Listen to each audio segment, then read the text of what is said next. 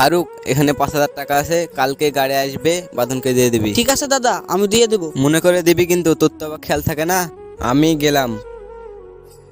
শাইনুল, এখানে 5,000 টাকা আছে, তুই বাঁধনকে দিয়ে দিবি। ঠিক আছে ভাই, দিয়ে দেবো। ওর দায়িত্ব বলে কিছু নেই, অতটা কেয়ারলেস হতে পারে কি করে? ও আসুক আজকে।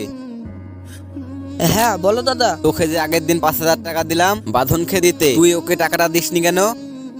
দাদা, টাকাটা আমি খরচ করে ফেলেছি। কি?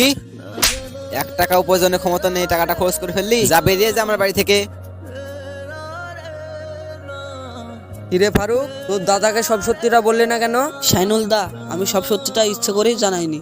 ভাইয়ের অপারেশনের জন্য 5,000 টাকা লাগবে, টাকাটা কোথায় পাবো কিছুই বুঝতে পারছি না। তখন তোমার টাকার দরকার ছিল, তাই আমি কিছু বুঝতে পারছিলাম না, তার জন্য তোমাকে আমি টাকাটা দিয়ে দিয়েছি। ভাই, এই উপকার আমি কোনোদিন ভুলতে পারবো না।